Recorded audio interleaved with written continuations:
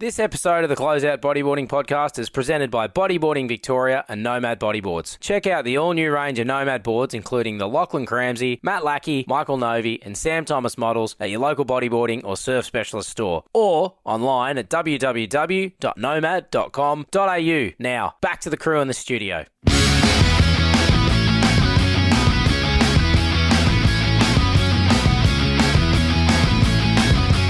Welcome to the Closeout Bodyboarding Podcast, an audio experience where a few good mates discuss their love for bodyboarding. We'll also chat about a few of the current topics and what we're all looking forward to in the future of the sport that we're all so bloody passionate about. I'm one of your hosts, Benny Oborn, and joining me, as always, is Shane, aka Superbad Britain. Shano, feels like an eternity since we've been in each other's presence. Good to have you back. Thanks, Benny. That's amazing. Chris Watson is still unfortunately unavailable to join us here as he prioritises his career over spending time with his friends and family. However, we can assure you that he will be back eventually, hopefully bearing gifts from whatever part of Middle America he's in. Lots of cheese, I believe. Cheese? Cheese, yeah. Cheese. This episode, we're diving into a bit of a different story. We'll be discussing the rise and fall of what was a 20-year bodyboarding retail institution here in Australia, Bodyboarders Surf Co, also known as BSC. And to walk us through the highs and lows of the business and also his own personal bodyboarding story, co-founder of Bodyboarders Surf Co and a really close friend of both mine and Shane, Mick Parkhill. Mick, thanks for coming. Thanks, boys. Cheers, Mick. Quick spoiler warning alert, folks. Today's story doesn't end well. However, Mick, Shane and I are really good mates, and regardless of what's happened, throughout history, we think it's a really interesting story that needs to be told. And mate, we're really looking forward to diving into it. First of all, set the scene a little bit. We're in a beautiful setting this time. We've been in some nice settings before, but this time we're in Byron Bay on Clark's Beach. If anyone knows Clark's Beach, just near the pass. We're in a house right on the beach, and it's just to celebrate Mick's partner's 50th birthday, Britt Marie Kennedy. So my first question is, Mick, what's it like to be in a relationship with someone that surfs better than you? It's funny. We have this battle all the time. And we'll go out and compete against each other and score each other's waves. Turn and burn, mate. Turn and burn. She gets low scores for me, so it's all right. You've never been one to be a harsh critic, have you? No. So I come up on top, so I'm all right. So you've got a pretty big history with this area because you kind of grew up just south. Can you give us a bit of an idea of where you sort of grew up? Yeah, I grew up in Ballina. Moved there when I was about 12. Yeah. You drove yourself there when you were 12? Just hitching. Where were you previously before 12? Before 12, I was in Sydney. All right. Okay. Yeah. Eastern suburbs and then Blue Mountains and then Ballina. Such a cultured man. Absolutely. You've been East Coast travels. So Ballina, what was it like growing up there? Ballina was good. Yeah. Look, I didn't attend much school. I was off either surfing or working or doing something. I started doing something from about 8 years old, so was never really at school much. Yeah. What was your first something job, mate? What was it? Was always working with my dad. Yep. Yeah, plenty of work. Because your dad was pretty entrepreneurial. Yeah. Always had his hand in. Absolutely. Yeah. He did many things, from building Ferris wheels to selling the most fucking weird shit you can think of. My kind of guy. to making a hell of a lot of money out of fucking selling stamps and showbacks. Yeah, right. Yeah, right. Is that full carny status almost? He was. Yeah, right. Yeah, nearly. Yeah. Well, it was sort of like the upper class carny. I was going to say, he had all his teeth. He had all his teeth. Yeah. So at 8 years old, and you're getting into that sort of stuff, what were you doing? What was your first sort of gig, I guess, alongside your dad? Well, my first gig was helping him out in the stamp shop. He had a stamp shop in Sydney in Piccadilly Arcade. Yeah. And he'd get me to sort out boxes of stamps. But then from there, he moved up to the mountains and he put a stamp collection together for the royal wedding Right. of Charles and Diana. Yeah. And he advertised that in the Woman's Weekly. And yeah, about fucking few days later, he fucking had a fucking letterbox full of fucking money. Right. And that continued for about 9 months or so. Wow. And he fucking, made a fucking squillion. Yeah, wow. Yeah. It's quite funny how Australians are still quite connected, even now, to the absolutely. Commonwealth. Yeah. Like everything that's happening with the royal family. Yeah. To be honest, my personal opinion, it's bloody ridiculous. But Yeah, I was never into it. yeah. But you're happy to the money. Yeah, yeah. I was into BMX and then, so I got this fucking brand new mongoose with the tufts and Oh, really? No way. That was the Fucking dream. red- BMX Bandits era. That was red the tufts and the blue 80s dream. tyres and You're fucking- like Nicole Kidman just driving know. BMX. Well, funny, yeah. My fucking cousin was Australian BMX champ, and Oh, right. he was in BMX Bandits, No way. Really? and as one of the Stunt riders. stunt yeah. riders, and he dated Nicole. So That's there you it's a pretty good claim to fame. Yeah, it is. You take that. go. It is. She was about 12. Oh, wow. It doesn't matter. It doesn't matter. I hope he was similar age. He was. Wow. So you mentioned show bags now as well, because I remember you telling me a couple of stories about that sort of stuff. Yeah. Yeah, tell us a bit So more. yeah, show bags. Look, Dad had this show bag business, and he did all those shows freaking all up around from anywhere from Adelaide all the way up to I think Bundaberg or somewhere up a bit north. Yeah. Solid There. stretch. And sort of out west out to Broken Hill and of New South Wales. Yeah. And I mean, that's But, pretty much a full-time job, right? it was. Yeah. Yeah. But when you say show bags, it was like every show bag that was available. No, at the show? he had a heap of his he had his own brand, like Super Show Bag and stuff, but then he did licensed stuff like, Cadbury and Right. Coca-Cola and Birdie all that sort of Beetles? stuff. Were they around back all then? That was Yeah, the they biggest were. one. They That was the were. biggest one because it was the They cheapest were. one. Yeah, It was no. always like $1. That wasn't him. That wasn't him. That wasn't him. That would have been his real get-rich-quick scheme. Yeah. So hence, I had a lot of weekends if he was coming back home, and he did between a lot of shows. He'd come back home, but a lot of weekends I would be off with him. And if we're going, to a royal show, it's a few weeks, down Adelaide, and Did you do Melbourne and all that? I did Melbourne, Yep. Adelaide, Sydney, and the Acca.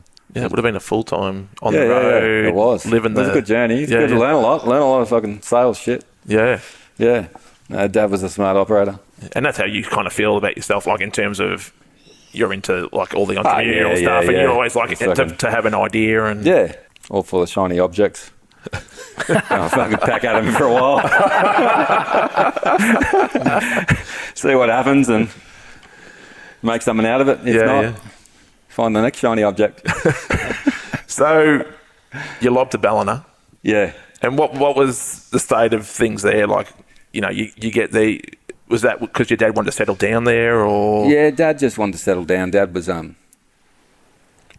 was sort of getting out of Sydney and getting out of he'd already got out of there, got up the mountains, but then he just wanted to go somewhere where he wasn't amongst a lot of people that he didn't want to see.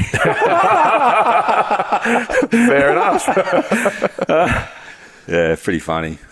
But that was the reason we moved up there. Well, one of the reasons. And my sister had band asthma, so we moved up there, and then that's where his show bag business really kicked off up there. Right. Yeah, Yeah. he was always on the run. Literally.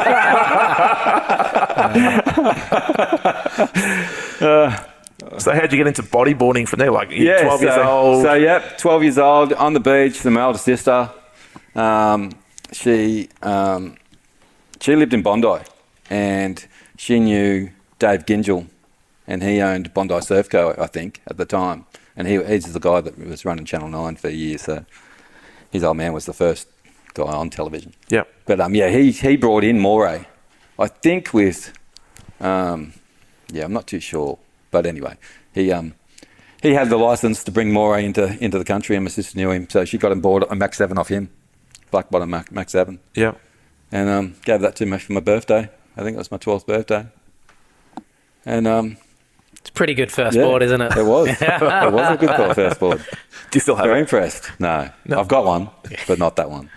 Not the So original one. what was the idea with that? Had you shown Mine interest? bubbled up into a million pieces, leaving it in the sun. Yeah, right. Yeah. Yeah. Well, that's going to happen with those black Yeah, ones yeah. yeah. So- back in the day. Yeah. Did she give it to you because you're finally living at the beach, or was it an interest thing? Or Yeah, no, just because she was always at, she was at Bondi, Coogee. She was sort of eastern suburbs girl. So, she just loved the beach too, and just said, "You got to get in the water." Yeah. Now that you're there, But get off the BMX for men in the bush and get in the water. Had you kind of spent a lot of time in the water up until that point? Yeah. No, not much. But no real connection then. No real yeah, connection. right. Yeah. So then, that was the start of bodyboarding. what year would that have been? 12? Yeah, so 1983. Yeah. Oh, it was the year I was born. See? Yeah. I knew there was a connection. Absolutely. And how does it spring on from there? Like, obviously, you have the board, but Yeah. how does that grow?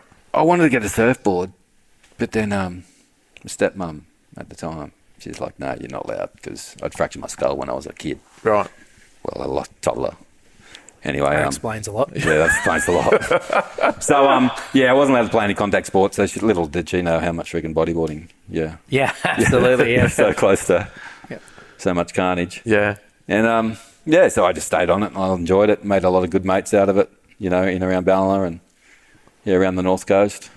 And we got together. We ended up forming the club. Yeah. So what was that like growing up? What the mates and that you had there, and Yeah, the time? Nomad and Morris and Scotty and Pierre Clement and Dallas McKinnon and there was a lot of guys, good bodyboarders out of there, and Simon Whitehall. A lot of guys out of Lismore as well come down, sort of all formed together. They were sort of older than us, so they had the cars. So then we'd do quick little runs down to Iluka or Yamba a lot with those guys. yeah. Where was your kind of go-to spot in Ballina back in those early days? It was probably Shelley Beach or Yep. North Wall. Yep. Yeah, between the two. What was the access like to South Wall at that time? Was it paddle only, no ferry? Paddle only. Oh no, there was a ferry. Yeah, right. A ferry, but fuck, I ended up living at Shores Bay, and that's right in at North Wall there. So paddle over was the easiest option. Yeah. Yeah, except that, like, you've told me a story about paddling that. I was about to ask the same thing. He's told me a story, and that story has stuck with me forever. Yeah. Folklore. And like, after you told me that story, I think 2 weeks later, I paddled the river at Port Mac. Right. Yeah. And that's all I could think about the entire time. And to be honest, anytime I think about it, you're paddling the river up at D-Bar and that as well. Yeah. To go south side and that's all I think about every time. Yeah. Tell us a little bit about that story. Yeah, it's funny, we used to paddle at, at fucking 5 in the morning, there was trawlers going out and trawlers coming back in. And, late at night, not late at night, on dusk. Anyway, there was this one time we're coming back from South Wall. It was after a big flood. So A lot of dirty fresh water coming out, yeah. And it was rushing fast, and big run out. So we're sort of going right down the end of the beach. It was a group of us. It was getting on dark, so we all stuck together. And there was a lot of debris Safety going out first. through Safety everything. first. It was about 4. I think there was about 3 or 4 of us bodyboarders, and the rest were surfers. There must have been about 8 of those. So there was about a dozen or so of us. And we started paddling across, and we saw this fucking massive big cow. Big dead, It's big, gas-inflated dead, fucking cow, gas-inflated cow. We're about halfway, and we could see it. Well, before then, we could see it, something coming up. We couldn't work out whether it was a tree or a big log or something. Everyone's sort of yelling out, something's coming. And it ended up being about 50 metres in front of us, because Ballina's pretty long. It's a long paddle. You're when you're halfway, you may as well just keep going. So we're looking at this big no point cow. turning back. No point turning back. It's dark. It's still the same paddle time, so move on. Then we seen this big cow, it's fucking bloated up, and then a guy over at the coast, I don't know if he was Coast Guard or what, but he was over at the tower, and he's waving his arms and shit. Yeah. You're just And then thinking, all the what a folks friendly going, chat. Yeah. Hey, And we're mate. like, yeah, mate, we can see the cow. Someone's going, yeah, I'm not fucking try and catch it, And fucking all this sort of shit. But anyway, next minute, this fucking massive fucking big commotion is erupted in front of us, and the fucking cow's fucking, halfway in the air and fucking, getting pulled under. And Yeah, supposedly it was a fucking... We saw it, but not... It was pretty quick. It just sort of happened. They generally are. Yeah. This big tiger shark. Wow. Yeah. So, yeah, like I said, we're already halfway. So you're halfway. You just seen that. It's getting on You've got your dark. brown wetsuit on, luckily. And, yeah, we're all fucking shitting ourselves. And some people are getting further out in front, like a couple of guys, older guys on the surfboards, they're getting out in front and fucking, we're behind, fucking, wait, fucking, and then, so we could all stay together. And, yeah, it was fucking just panic. But Olympic all trying to stay calm. records were broken. He's that day. fucking, and, we're climbing up the wall and I'm fucking, climbing up the wall and I'm fucking yelling back, fucking, behind you, I'm fucking stirring up. I'm fucking, yeah, but one of the guys was actually Mick Fanning. No way. Yeah, he would have been, 10 or 11 years old, I reckon. Yeah, shitting himself. Yeah. Well, So, Well, his that's history how- with sharks. he wasn't any different to anyone else. Yeah. That's how he got the name White Lightning. Yeah, he used to live just over the fence, him and his brothers. In Shaw's Bay there for a while. Good crew. But yeah, we didn't really see many sharks, growing up. There was a couple instances, but nothing too full on. Obviously, yeah. I mean, you kind of progressed quite quickly. Correct me if I'm wrong. You had, some, whole bunch of photos in mags, and some early sponsorship. Yeah, I didn't have many photos in mags. That came later. It was funny, like the Sydney South crew got photos, the Corolla, Ranella, Maroubra, sort of the Sydney boys, and sort of south of there were getting shots, and then it sort of jumped up to a couple around Central Coast, but Foster, Port Macquarie, and then it sort of jumped up to the Goldie. Yeah. And was that because there wasn't a lot of photographers? Wasn't, in the area? yeah, that's right. Yeah. There wasn't really anyone. Good doing crew. it. That's right. Yeah. So, but yeah, there was a good crew of guys that definitely deserved a lot of Cred, but didn't get it. Yeah. See, But, that's why my career never really took off. Like I just, Colac. yeah, Not many photographers in Colac. just didn't get the credit I deserved. Yeah. So didn't really get the photos, but yeah, I don't know where you're going. But you were sponsored. Yeah. Had a couple sponsors.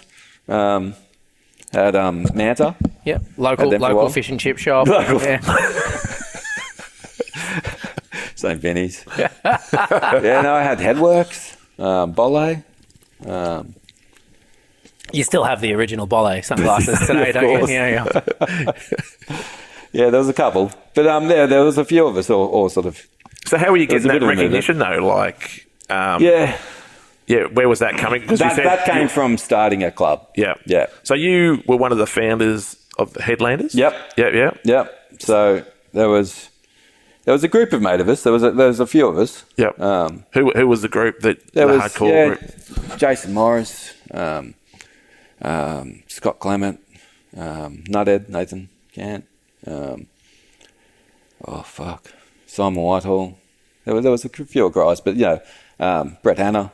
Yep. There was a few of us, but yeah, Nuthead and I got together and said let's start a club, and we called it Headlanders Bodyboard Club because I lived at East Ballina, he lived at Lennox, and the headlands in between. Yeah. Sort of went, even though we didn't really have any comps down there. But that's what we started. That would have been. So where were all the comps? If you didn't have them down there, where we have the comps? Look, we did have one up here in Byron when the swell was massive. We'd come up to Byron. Yep. But very rare. But we'd have a lot at North Wall and Shelley Beach. Right. Yeah, between the two, whichever one was working. Yep. Yeah. What was the infrastructure like for a club back then? Oh fuck. Yeah. Basics is all fuck. Yeah. Yeah. So what year was that founded?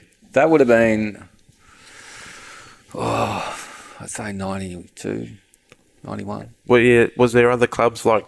Was there anything on the Goldie? There was Ballina Bodyboard Club at one stage. Right. Yep. But there was sort of a tear apart, torn in or sort of drift in how things were going and stuff. So that's why one of the reasons we started it too. And then there was, from there we actually ended up holding the regional titles. Yep. Yeah. I think that was in 83 or 84. And one of the local guys, Jason Morris, he went on from winning that to winning a national title. Epic. They were held in Ballon. How'd you rank? Ranked? I actually got fucking 5th in that Aussie titles in the men's. The men. Just so we're clear, Just so in we're the clear, men's. in the men's. Yeah. Yeah, I don't even know what they were. Back when they had men. Yeah.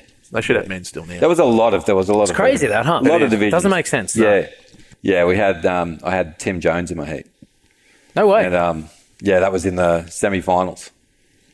And I knocked him out. And fuck, he was fucking spewing. He was fucking, who the fuck are you? Fucking was he wearing a gas helmet at this stage? Yeah, I think so. Yeah. And he fucking was lucky he was. He was fucking having a whinge, fucking pretty funny. He's got to look back and laugh at it now. But yeah, he got knocked out. And so did I. But he got 6th and I got 5th. Put that down as a win, mate. Yeah, it was a win. Down as a win, yeah. There was, and then from there was the Gold Coast clubs, and all of us would compete because we did the Queensland regionals would go down to there. So we'd all compete in the Queensland titles and do the regionals at on the Goldie and the Sunny Coast.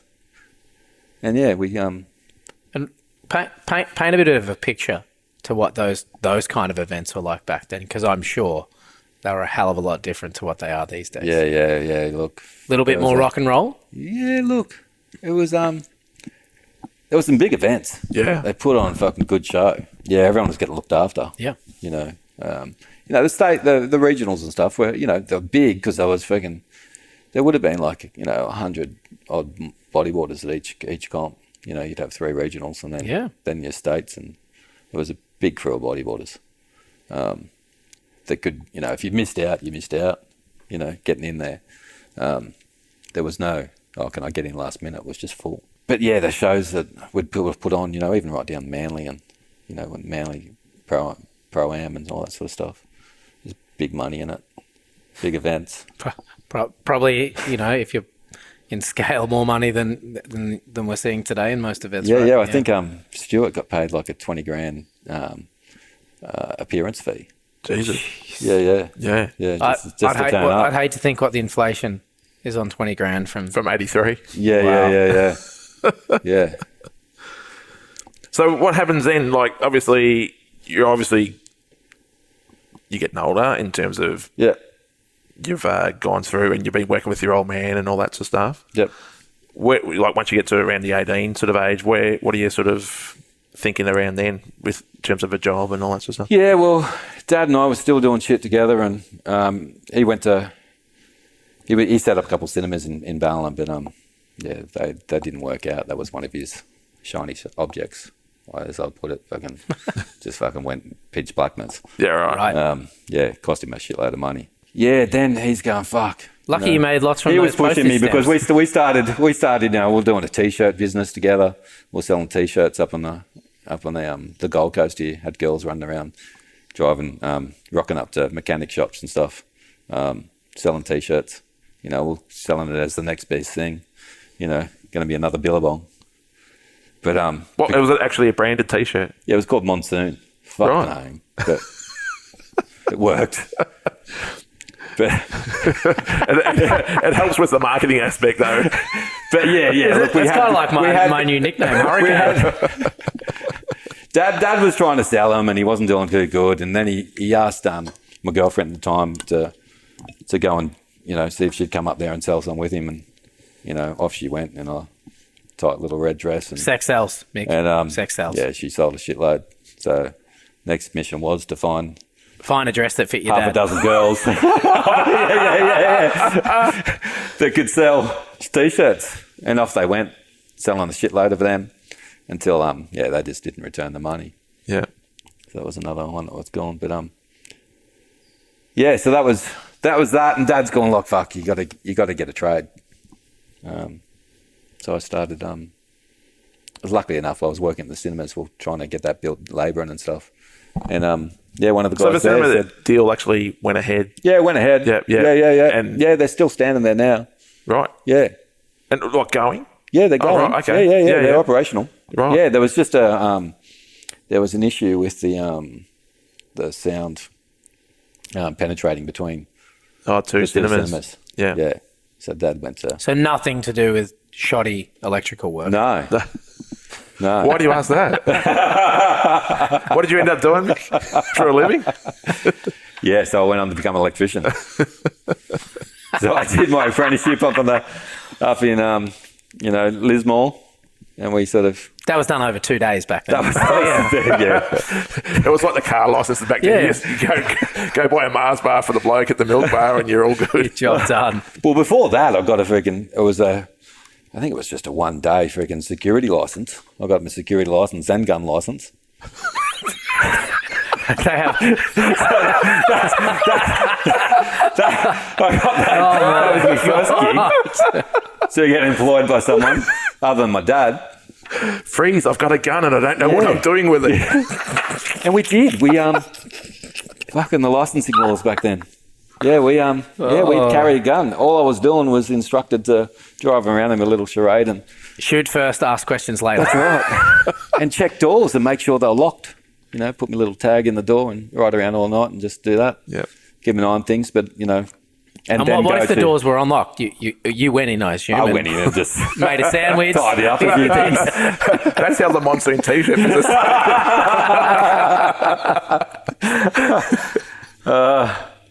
Yeah. So Yeah, so. So when you go into trade, yep. electrical trade, how did that sort of go?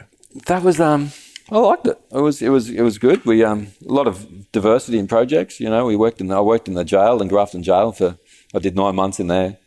9 months in the slammer. 9 months in the slammer. Yeah. As a second Sorry, year. yeah, was the that first voluntary work or you were forced to do this work? First year. And that was all right. That would have been a pretty eye-opening experience. It was. Working in a prison. It was. Yeah. We one day I forgot my work boots and I just had my Reeboks on. Yeah. And I didn't think much of it. I just thought I was pretty cool with me fucking nice shiny fucking white Reeboks. Yeah. And were you wearing a Discman at the time? I feel like you're going to I didn't have Walkman. Discmans back then. You look like Marty McFly walking. The double tape players had just come out at that stage. Wow. Yeah. Anyway, so I'd gone in there and you get let in, you get into, through the blocks and into the main yard. We had to go and do some work in there. And they'd have prisoners walking around in there with you. And, dude come up and fucking says, give Nice me your shoes. boots. Yeah. Yeah. I killed a dude fucking to get in here for his boots, just like those. Oh, God. And I sort of half shit myself.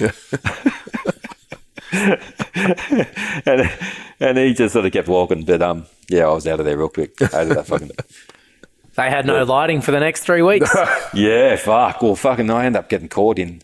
You'd let you in the blocks and there'd be, block A, B, C and D, block A and B. I'm getting a Shawshank vibe. Yeah, fuck. Fucking I get led into there. A couple of prisons get led into there and then you get let out. But the guards are always on the outside. Right. So they don't get trapped in. Yeah, I get But it. for some reason, guard fucked up and he'd let me in there and then let fucking 2 others in there.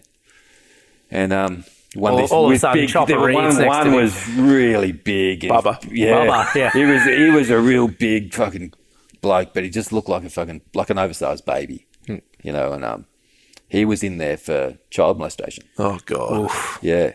Yep. And the other guy that come in, he wasn't freaking, not someone you'd take home to your freaking Meet the family. Yeah. And next minute, fucking he's shanking him. Right in front of me. The big giant man baby's getting shanked. Yeah. Yeah, because He's I getting shanked. guess from what you see on most TV shows or news reports is that those kind of profiled criminals, so those child molesters or whatever, Yeah, they get targeted. they get targeted. Yeah. Oh, okay. Yeah, so that happened there. Next minute, there's gunshots going Man, off. shame you didn't have Snapchat back then, hey? Oh, fuck. Fucking shit myself. Wow. So you get out of prison. So I get out of prison. Yeah. You Get out of prison. You get a pardon, full pardon, Get out of there. with your shoes. Yep, with my shoes. And then we've moved on to in Grafton again. So we drive down every day from Ballina to Grafton. Yeah. Fucking mission. And, I'm working at the KFC drive-through. And the drive-through was still open, Right. but the restaurant was closed and Yeah. we're doing the renos. And I've taped off the switches inside the office. said, "Do not turn on." And so it's still I operational. feel like this is a common sense story coming here. Yeah, Yep. fucking oath. Anyway, fucking I'm up on the fucking full extension ladder out in the car park. I'm working on the big KFC sign. Well, it was Kentucky Fried Chicken, and I'll change it in the brand to KFC. Yep. And I'm working on friggin' the fluoros up in there, replacing those. And the chicks fucking turned on the light. El Zappo. And fucking I got belted and I fucking got thrown fucking Well, off the ladder Yep. into a garden bed, thank fuck. I mean, at least you got thrown off. I mean, as you know, with electrical work, mate, sometimes it won't let you go. Yeah, fuck. so- Yeah. So, no, I got lucky, but unlucky. So is that the end Fucking of lost it. the electrical career? No, look, I went on. I wanted to finish my apprenticeship. I was, I'm still in freaking year 2 or something then. I'm fucking... Halfway. Halfway. Yeah. And I went on to finish it and moved to Sydney with my girlfriend at the time. And ended up, last job I did, electrical, was working on the new casino, the casino in Sydney. And then I opened up BSC. So tell us about the opening of BSC, in terms of, firstly, because you've been in completely different industries and all that sort of stuff. What even gives you the idea, you're moving away from home, first of all, and your bodyboard community that you were sort of a part of. Yeah. You moved down to Sydney. What even gives you the idea of, let's get into, retail and bodyboarding? Yeah. Look, I'd gone to America a couple of times before with the fam, and we'd gone to Hawaii, and being a frothing bodyboarder at the time, I'd gone into Turbo and gone into their shop in Hawaii, and just fucking was in awe. Thought, fuck, I'd love to do this. Yeah. So I was sort of, I must have been 15, 16 first time, and loved it. So I was in there, and I'd always loved bodyboarding. I was so passionate. I was doing stuff, the Queensland, regional titles and the clubs and stuff like that. And then moving to Sydney, look, I was just following my girl down there. She was doing nursing, and we ended up splitting up. Your fault, no doubt. Of course, it's always my fault.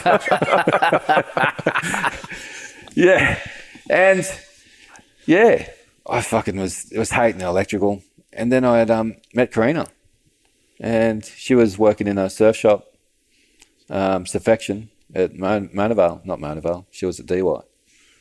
And I'd gone in there a couple of times to get something and sort of seen her there. But funnily enough, I ended up meeting her. Me and a mate were living in Narrabeen, and we'd lent the house out to a guy we just met a couple of weeks beforehand, Pete, for 6 weeks while we went back up to Balla and up to Byron and stuff for New Year's. Always the entrepreneur, hey, mate. Yeah, Quick doing dollars. something. Yeah. We were doing a little road runner up the coast. And, Karina was staying in my house. And I got back, and, we're seeing heaps of bands and shit at the time. I was a bit of a mad pisshead. I was drinking shitloads, and I was sort of off fucking, I wasn't even surfing much, even though I lived right on the beach. I was right into it one stage, just surfing South Narra and stuff, big closeout pits. And then, I just got on the juice and was pretty much just coming home and drinking. I was drinking nearly like a 750 bottle of freaking scotch every night. Wow. Yeah. What was that about though? Was that just anything else or? Just a lot of freaking, back stuff. Yeah. Childhood shit and a lot of shit, just life shit. Yep. Yeah, drinking me life away. Yep. And then I come home one day and it was fucking pumping. Like South Narrabeen was fucking off tits, and I was fucking just blowing out, and I fucking gone out and sitting on the balcony, poured myself a scotch, and I fucking looked at it. I just thought, what the fuck are you doing? Yeah. And I fucking tipped it out and fucking grabbed my board and pulled into and fucking got flogged. And fucking loved it. Anyway, fucking was right back into the bodyboarding, just stopped drinking for about 2 years. Just cold turkey. And still going seeing heaps of music and heaps of bands and shit like that. And I'd gone into the Narrabeen Sands and bought off Damien Lovelock celibate rifles. So I was playing in there. Yeah. And he started talking to him, and he said, I'm doing a harbour cruise. And I said, "Oh, how many tickets you got?" He goes, "Oh, about 30." I said, "Oh, shit, is that all?" He said, "Well, how many 100 people are going?" He goes, "No, just 30. I'm like, "Fuck, how much are they?" And he's like, "Oh, you can have them for $15. So I bought the lot.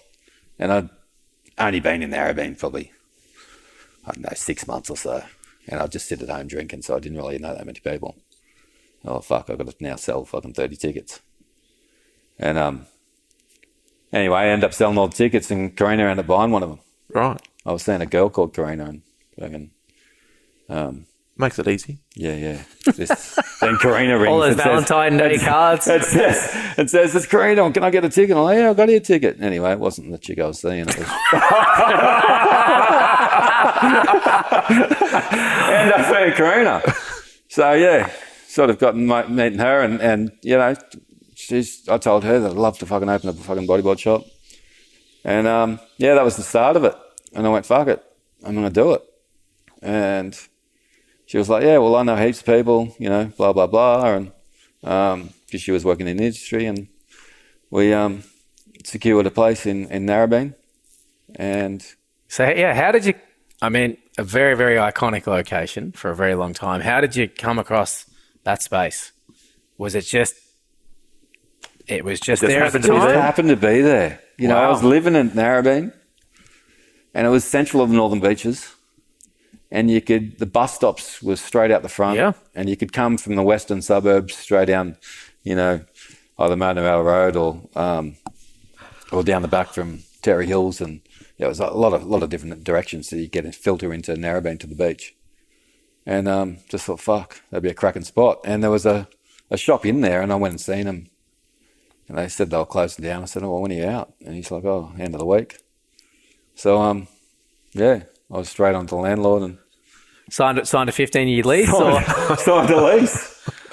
And yeah, Karina's like, "Fuck, so we're doing this." I'm like, "Fucking oath, yeah, let's do this." So you're both in together? Yeah, we're both in together for about, I can't remember. It was a few years, number of years. Yeah.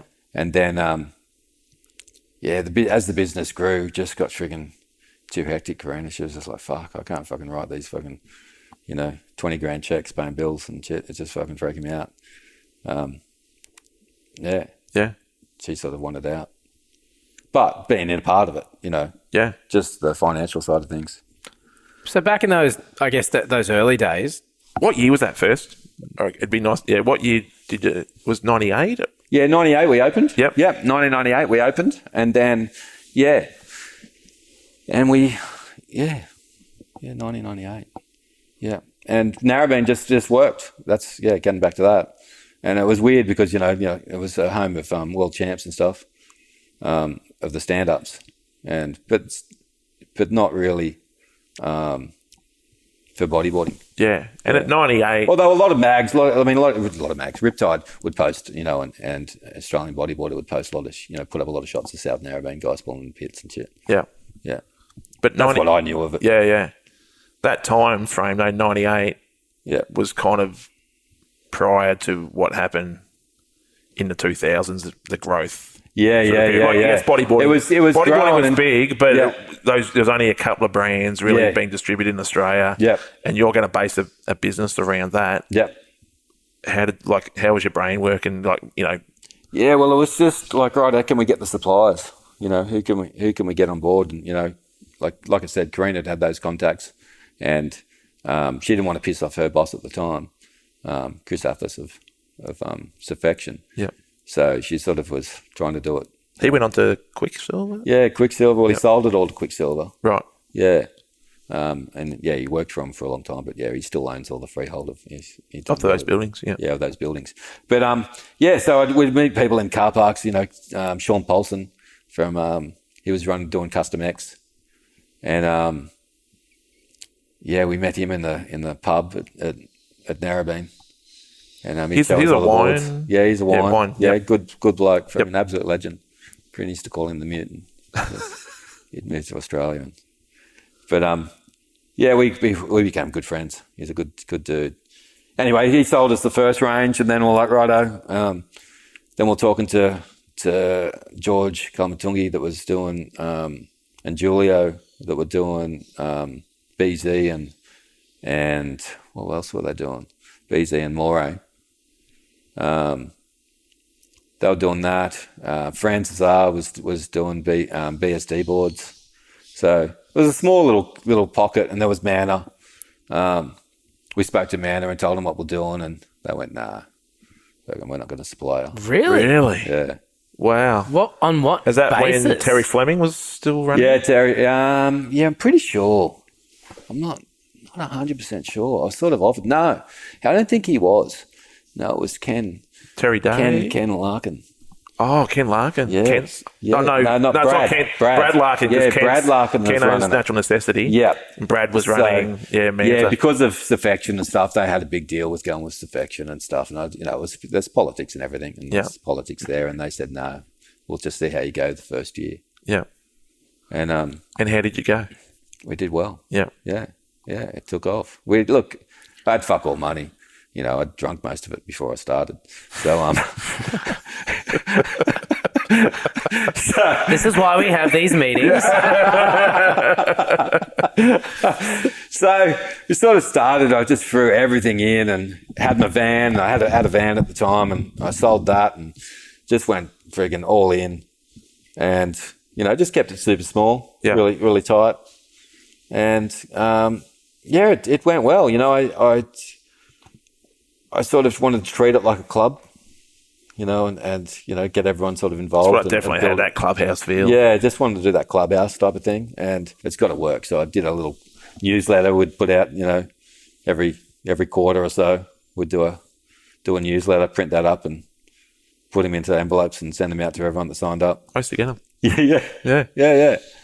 Yeah. So we'd have the BS or the Bodyboarders Surf Co newsletter. Yeah, that was prior to us starting Nomad. Yeah. So we'd put our team riders in and stuff. We'd signed up. Our first team rider was Doug Tuvey and Dave Winchester. So that early on, Dave. We had Dave. So how old was he? He would have been about 15. Right. Yeah. And Karina had known him through Surfection. Right. And Doug and him would go in there on Thursday nights and talk bodyboarding and shit, and because Karina had sort of that bodyboarding thing following in at Surfection at DY, they had the sort of biggest sort of group of bodyboarding material there, and So was Sydney Bodyboard Club going at that point, or was there a bodyboard club? No, there was a bodyboard club. Yep, there was Peninsula Bodyboard Club that was running at the time. Yep, and I'd gone and spoken to them and wanted to be a part of it, but there was a few sort of people in there that I'd upset, sort of from the early days. Sort of have a history of doing that sort of shit to people, sort of having road rolls to sort of my way through. Anyway, they were like, no, fucking, they weren't really keen on bodyboarding getting promoted. That's sort of like the underground sort of side of things. That's what I got. Yeah. So I went, all right, I'm going to start my own. And, I got Dougie helping him out. He, we'd started City Bodyboard Club. And ran that for, it's still going now. But I'd run that for, run it alongside, many a good men to, keep it going. Yeah. For about 15 years, 16, 17 years. Yeah, I was a part of that. So you're doing that and you're starting to get things rolling. Yep. And then you start realising probably you need a bit of different sort of product and so forth. Yep. What do you sort of do then? Then I'm like, well, fuck, it comes back to friggin' Captain Turbo, in Hawaii, and just going fucking all the fucking, gadgets and shit that they had, you want to put skegs in your board, But, I just thought it was still cool. I hated the things, but I thought it was cool. And, they had them in America. So I decided to go over to there, and there's a few brands that started over there. Manny Vargas and had started Boarding Snacks. He did leashes. And that was a cool little brand he had going. He had mini fries. They were really thin leashes, and jumbo fries, and they were really thick coiled leashes. It was a cool little concept. And Kyle Maligro had a brand called Stardom. And that was doing T-shirts and stuff. And then there was another one called Premiere that sort of come out, a bit of money behind them, and they had Tamiga, and they had a big crew. Andre Botha, I think, was on it. There was a big crew on that. So I went over there and just wanted to get all the bodyboard mags and boards, and there was other boards over there that, industry boards. Mike Fleming doing industry boards, and PMA from Custom X's. So I went there, grabbed a heap of stuff, bodyboard mags and handles and shit and all the bits of gadgets and boards and clothes, and brought them back and filled out the shop with them. People loved it. Thought it was epic. Yeah, wow. So I did that for a few years, just flying over there and grabbing what was ever new. And, no one wanted to distribute it here because it was still too small for a distributing license, but big enough for us to, throw in there with the mix. So essentially a mule. I was. I was The OG mule. Yeah, the OG mule. It was funny coming back through customs and, you'd have friggin', I'd have like 30 bodyboards, and backpacks and of stuff. And, I'd have like 50 magazines in my backpack. Now, if you try to pick up 50 magazines, you know how fucking it is. Yeah. Fuck. Yeah, so I'm just straining, just to try and cover everything up for what I'm bringing in. My suitcase full of stuff, and that had I'd just go over with nothing and just come home with a shitload. And they'd be asking about the boards. Oh, they're just all samples, blah blah blah. So I got them through, and sold them in the shops, and all good. Obviously, the original BSC logo was pretty iconic, and obviously the colours associated with BSC, in particular the blue wall. Yeah, mate, can you give us a bit of a rundown of that? Well, the logo, I actually just elaborated from the Headlanders Bodyboard Club logo. I drew on, years beforehand, and just still keep it in that club sort of culture.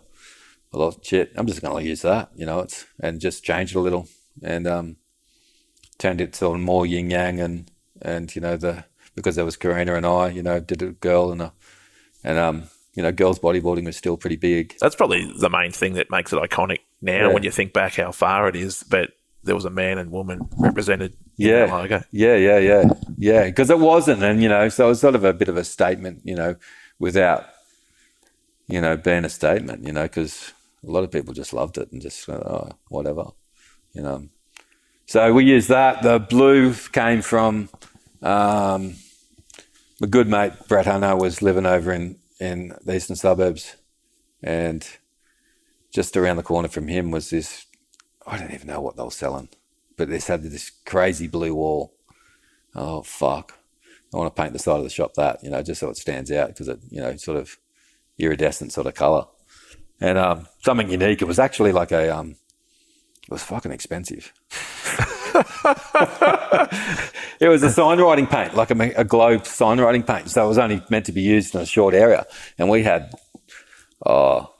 must have had, I don't know what it would have been, 60 square metres or more, 80 square metres of friggin' water paint. 2-story wall. And, but we got it and, got it colour matched and, ended up finding the manufacturer because we wanted so much of it. Which happened to be in Brookvale. So, just down the road. And, we painted the wall out. And it's funny, I had dinner with Brett Hanna in King's Cross a couple of weeks ago. Yes. And he brought up this story. Yeah, there you go. And he actually said, just down the road, it was off Oxford Street or something, but you saw that wall. Yes. And he was telling me, and he's like, I was in Oxford Street with Mick, and, we're looking at the wall, and he's like, geez, I like that wall. And then he said, a month later, I went out to the shop, and he'd painted the wall bloody the same colour. Classic, yeah. So there was 2 shops in Sydney with the same colour wall. One just off Oxford Definitely Street. made it stand out. Yeah, it stood out. It was, it was right on the middle of Pittwater Road, right at the bus stop. It was 2101 represent. Yeah, mate. absolutely. Yeah. Yeah. I'm kind of want to bring up your and my first meeting. Yeah. Yeah. We've been mates for a long time. It's okay to hold hands. It is. So the first time we met was my first ever sales run. It was 2001. Wowee. Yeah. And I did it with my brother, Dean, who's not my business partner. My business partner's Mark. And we drove up to here. We drove up to Byron. Gold Coast, and then made our way back just because we were just the T-shirt company at the time and showing T-shirts and so forth. What was the sales car back then, Charlie? Like obviously not the luxurious No, it was high load that you have today. Commodore station wagon. Nice. Red Commodore station wagon of the time. Yeah. I had one of those. Yeah. It was very nice, actually. I like that. VT? Yeah, and Dean came for a trip with me and we had a great time, and we sort of had done the whole coast and we're like, I've got to go through Sydney. And I still don't like going through Sydney now. No one likes going through I can't get through Sydney. It's the hardest thing for me. I don't know why. Yeah. I always struggle going through there. I'm glad I'm there. And I'm like, we've got to see, and I said, this is the most important store because it's, bodyboard store and all that sort of stuff. And you weren't stocking our product yet and all that sort of stuff. And so I rock up on Pittwater Road across the road. I made an appointment and I was very much a stickler. I've got to keep my appointments at, right time and all that sort of stuff. And we're about 2 hours early. And as soon as we were seeing you, we'll ping it up straight back to Melbourne. And I was like, all right, I'll just ring him and just, clear it that, I can come in early and all that stuff. And we parked across the road in front of that butcher. Remember that butcher that was across the road? Yeah, straight across the road. We parked on that side of the road. So I'm looking through the door and see you behind the counter and just reading the mag. And I'm like, yeah, beauty. There's no one in there. Ring in and say, how you going, mate? Just running a bit early. Do you mind if I come in? I'm 2 hours early. Do you mind if I come in? And you go, sorry, mate, it got 2 reps in here and the shop's full.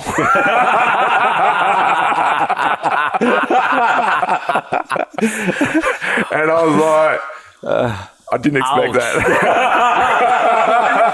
And my brother's going, fucking what? And I'm like, okay, I'll see you in 2 hours.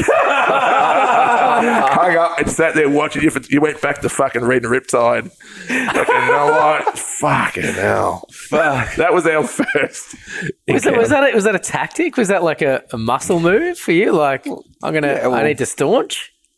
Totally. Or you're just that lazy? No, look, it was about 15 minutes before he pulled up across the road. I'd got delivery of fucking Riptide. The Bible had just arrived. Fair enough. So church. Yeah. So you got church. I had to fucking sit down and proofread it. Proofread it and make sure everything was right in the magazine. Look, mate, I'm backing you here. It's market research. Yeah. It's a vital tool within your business. Then when I had someone come in the shop, I was up to date. Exactly. I could quiz Shane. I was the first person in the shop after that too. So he was completely up to date. He knew exactly what was going on in the industry. Yeah, I was like, fucking Nomad. Who the fuck are fucking these who's guys? These? Fucking, because we'd have heaps of people come in and fucking do shit and just fucking, shit me to tears. Yeah. Some of the ideas and stuff, and you're like, it ain't going to work. But, look. And we were sort of. I'm willing to fucking give it a go. We were coming out at a time where No Friends was already hitting. Yep. Invert, Ian Stewart, and is it Kieran Clay? Were they were together on that? Invert, weren't they? Yeah, so they were going, definitely before Rejected. Yep. But yeah, it was that emerging time where clothing was coming out. And yeah, there was a lot of clothing working. Yeah. And we'd had a lot of stuff and, it was like, here's another T-shirt. We had people walking in all the time. I'm like, well, you booked an appointment. That was fucking awesome because no one had booked. They just walk in. Yeah. That was your downfall. You just walked in. You would have stopped me. And you would have been on your way. They're like, you're booked. I'm like, oh, fuck. 3:30 it is. 3:30 it is. Yeah. And I think after that, you took a little bit and you just sort of, we'll just see how it goes. It might have been a consignment. Yeah, I think it was. And I don't think there was, which I totally understand because we knew fucking nothing. And I totally look that back now and go, we knew absolutely nothing. What we were doing wasn't an industry we knew at all. Yeah. And we'll just, sponges trying to learn, basically. Yeah. And I don't reckon we got any respect until that Narrabeen Expo. Yep. You did. And we came up from Melbourne for that. And I think that's the point that you said, these guys are serious. Yeah. And we started building a little relationship from there. Yeah. So, we held that expo. We did a few of those. And just bring all the industry people together and, And it was really good for us. It was good. It was the first time we'd ever met all the crew. Yeah. No, it was good. But was that a challenging project to get off the ground? I mean, in current times, based on my experience, trying to have, pull the industry in together is is hard. Yeah, look, I think I had an advantage of being, a shop that was so strong and dominant, an advocate of, pushing, the sport.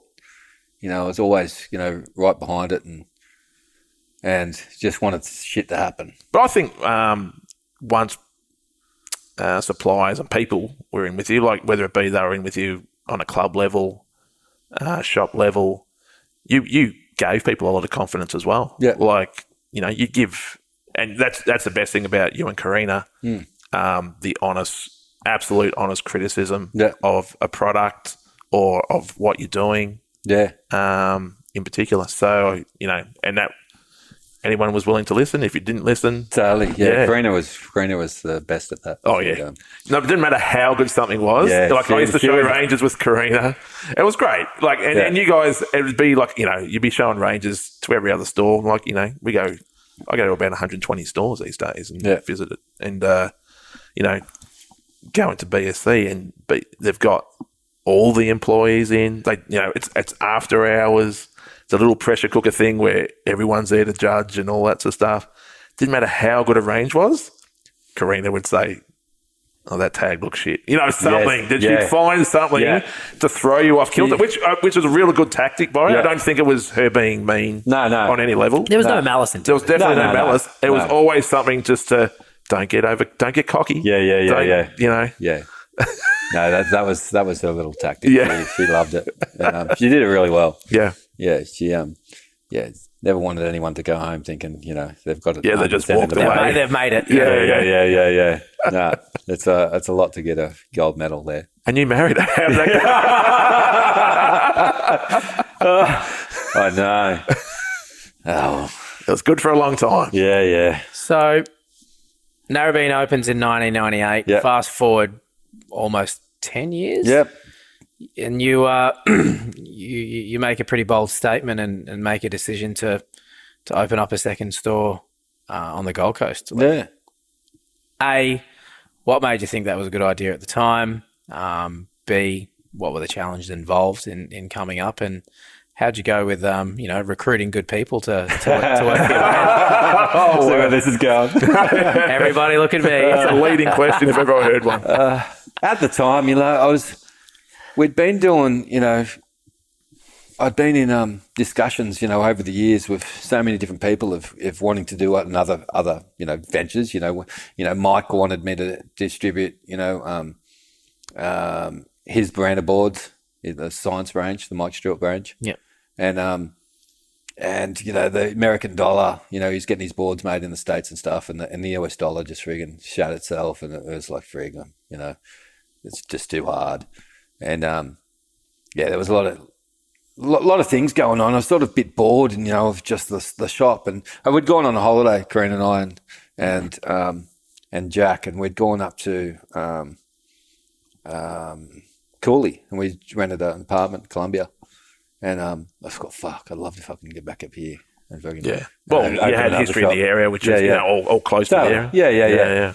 And got pump and snapper and had some fun, and then went home. And it was a couple months later, good mate, fucking Don McCready rings. He did hydro and DMC, and he rings and says, "Oh, I hear a rumor that inverted on the Goldie you want to sell." All right, he goes, "You should call him. You should take that over that." So I get off the phone to Donnie and ring inverted on the Gold Coast, and Danny Bycroft owned it at the time. He bought it off. I think he'd bought it off the O'Sullivans. Yeah. That started. Yeah. And I said, "Look, rumor is it that you want to sell?" He's like, "No, it's not correct. I'm not interested." All right, just letting you know. I'm, told him who I was and all that sort of shit. Just letting you know. It's me, the Godfather. I'm interested. Yeah. He wouldn't have known who you were.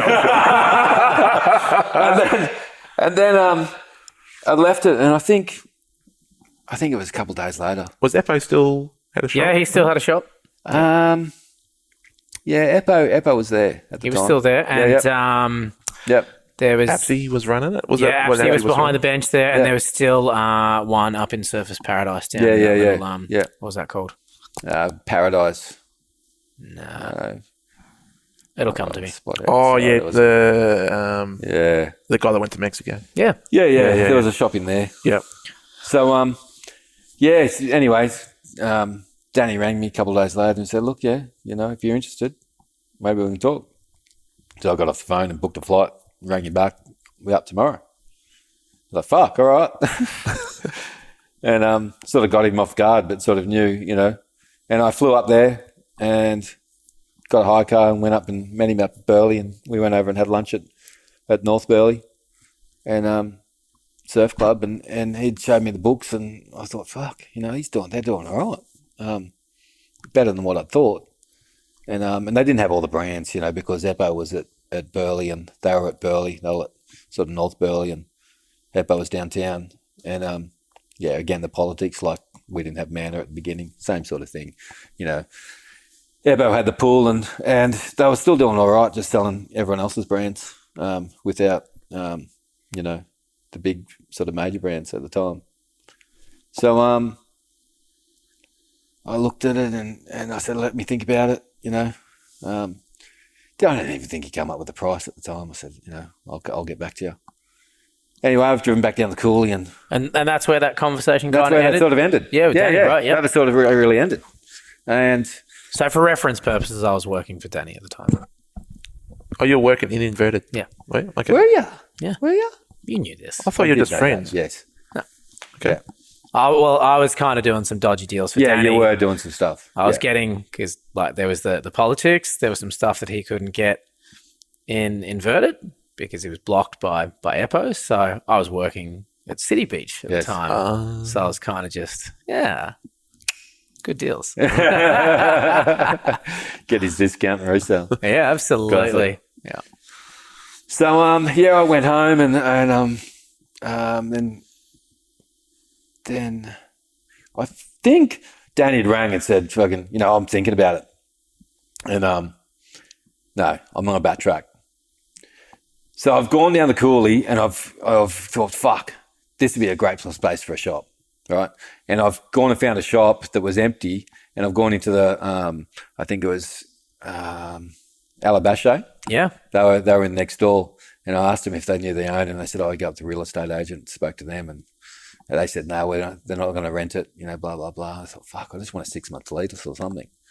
And went back to Alabache. I said, look, do you know the owner? Because the real estate doesn't want it to give me anything. And he gave me the number.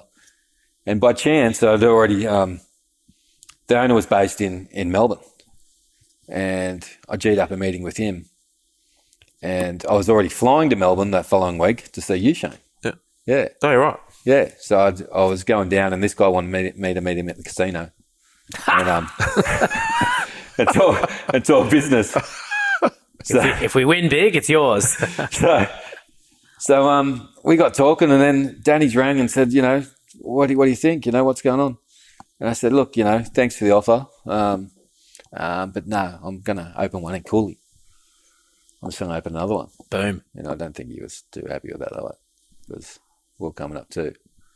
And I thought, it's further enough away from Eppo. And so we just opened up at Cooley. We had a year lease, and put word out that we wanted to get some staff, and Benny was one of those applicants, and away he came. What made you choose me, mate? Because yeah, seriously, what made you choose me? Look at the little fella. I think he was the only one that applied. No, I know there was definitely one other guy that applied. Funnily enough, who was working in Inverted as well. A guy called Lukey Della. Yeah. He was the guy that actually told me about it. And he's like, yeah, I'm not happy working for Danny. I'm going to apply for this job at BSC. And I was like, yeah, I might. I obviously got the job. And then I think we hired Luke for a little bit. Yeah, we did. He wasn't happy. Yeah. Because Mick, you have incredibly strong work ethic, and you expect the same from everyone that kind of works with you. And I feel like I possess that, but yeah, Luke Dallett definitely didn't possess that. And didn't like the fact that we, even simple things like keep the shop clean, like we're going to vacuum. You might remember this better than me, but he just stormed out. Fuck this, I'm done. I was like, oh well, wild, but yeah.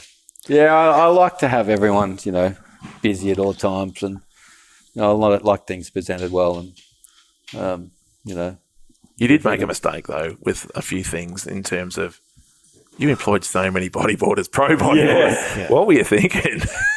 You had what? Lackey, Joe, Winnie, Grizz. yeah, Kira Llewellyn in the shop for a little bit. yeah. Yeah, look, What were you thinking? Well, You made a mistake with me. you didn't learn from that. Look, everyone, they were some big names in the sport, and they were our team riders, and stars. they needed some extra cash, and it was just sort of good to put him in the staff run. But Lackey? The Lackey, well, I don't know if he did anything. Just fucking used to ring me and fucking tell me he's at work. Probably was fucking still at home. Yeah, I don't think he was very good at opening up the shop on time on a Sunday morning, mate. Put it that way. So I mean, yeah, obviously, you got that place completely retrofit out pretty quick. We had some fun setting up that place. But mate, it snowballed really quick. Once those doors were open, like it was nonstop. And I mean, yeah, we did some pretty crazy marketing schemes, like literally carting buckets of real sand from the beach just to create fake window displays. Like insane. But I mean, yeah, from there, I think we had many conversations about how we could be more inclusive in the community, and based on what you've done in Sydney with SBCC. God. SBC. We obviously made a move and got involved at Goldie level, which was called Boarders South. Yeah. And I spoke about this in an earlier podcast. Like Richard Gray at the time was at the helm. He was pretty much the only guy doing. Absolute legend. Yeah, yeah. And he used to just sit there with his ciggy and you'd tally everything up and do all the work, and he'd just sit on his chair, and no tents or anything, and it was it is what it was, and it was a good little thing going, but there wasn't any real structure to it, and stuff, and I sort of liked that, and jumped in with Benny, and we changed the name to Gold Coast Bodyboard Club, and it's still going strong. So you were running 2 stores. Yeah, in 2 clubs. And 2 clubs. So, and I'd actually... With good support, let's say. It's not off your own bat. No, I had good support. Yeah, totally. And, I had a good crew doing it. Benny got involved really heavy in the club. And he was doing that. And I had crew in Sydney. And I'd do... For a while there, I was the club comes to be on a Sunday morning. I'd fly down to Sydney and do that one. And I'd come back up and do the Goldie one. I'd make sure that on different weekends. You were legitimately a FIFO employee. Yeah. I'd be just flying up and down the coast, up and down, sort of juggling the balls. Yeah. Seeing everything's working. I just loved it. Just up on those frequent flyer miles, mate. Absolutely. Virgin, yeah. I'll be honest, I loved it too. Yeah. You and I had a lot of good times. We did. In that period. Yeah. Like, we had a heap of good times. Yeah, on the road, always catching up. Yeah. I'd come up, stay with you all the time. Yeah. We'd have, absolutely, that's no different really to what we're doing. Yeah. But, I was sort of, at the time, it was sort of a reliving the youth tour, I'd call it. Yeah. And, I think everyone knew that, mate. And just get fucking hammered. So everything's flying, everything's doing well. Yeah. Then you make that fatal mistake. Another shop. Yeah. What were you thinking? Open another shop. Look, at the time, it was sort of... bodyboarding was doing so well. We were doing fucking a lot of boards. We were selling fucking shitload. You're also putting a lot of money back into the sport, mate, through sponsorship of some pretty significant events. Yeah. Look, to be honest, we've made fuck all money the whole time we're doing it. We just fed everything back into it. In some way or the other, whether we're paying friggin', whatever. There was events, there was things going on all the time. We're just always putting back into it. Things were doing really well. We're pumping out a heap of stuff. And then a lot of the board brands just had a whole bit of excess stock,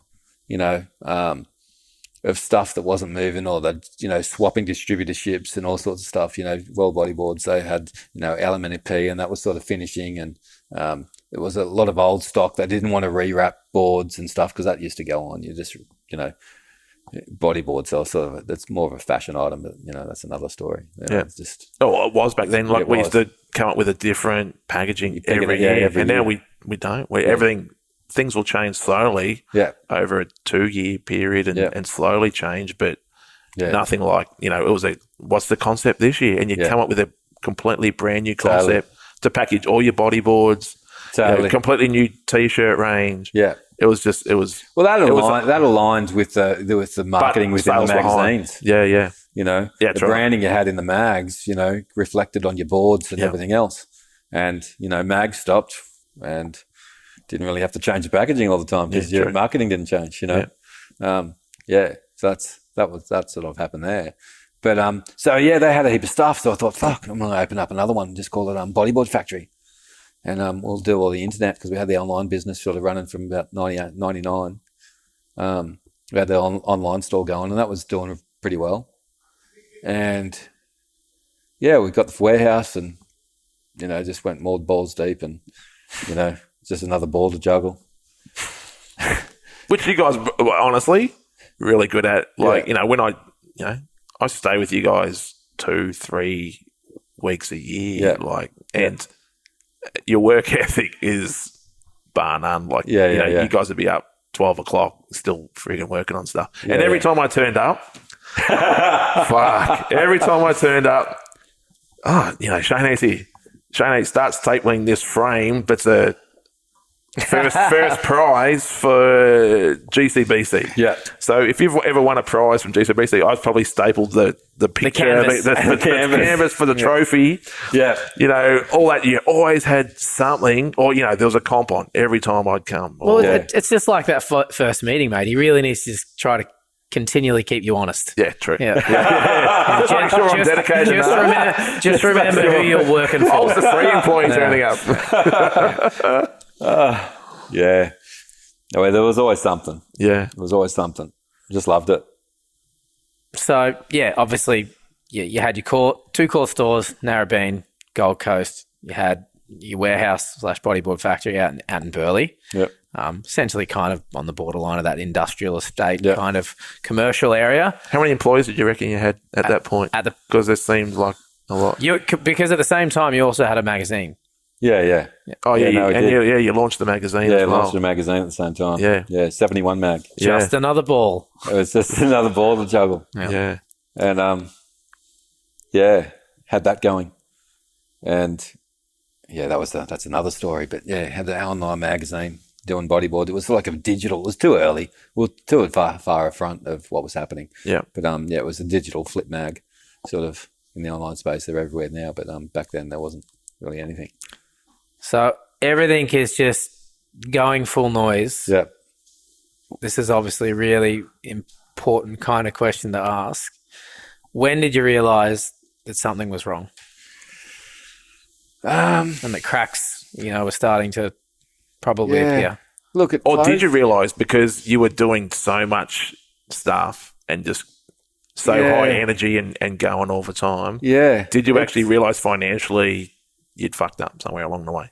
Yeah, look, I had a lot of balls in the air. Yeah. There was a lot of things going on. And, there wasn't really a point until, I was getting stressed. There was a lot of things, the money wasn't coming in like it was. There was, all the shark attacks on the East Coast. Yeah, there was like 14 shark attacks in a 3-week or 4-week period or something. Or it was a bit more, it was more than that. It was, but it seemed there was a lot. It seemed like that. It was actually over about a 12-month period. But it was 14, like in the Ballina area, key areas where your stores were. There was shark attacks. Yeah, there was shark attacks. Everyone back. We'd sold a lot of low-end sort of boards as well. And the summer before, it just sort of wasn't really didn't work, And we'd had a reason, the summer before that was was average. And then the next one was like, it was like a wave business, it goes up and down and all that sort of stuff. But you normally see, you see the set come and, there'll be, a few waves in a row. I love his surfing analogies. Yeah. There'll be a few in a row. Emotion, right? But then, you get a couple lulls and fucking, you're like, fuck. Yeah. Fucking wasn't expecting that. No, it's sharp like periods was definitely those lows. totally. It's like a heat, fucking you wait, there's always one turns up in the last 5 minutes.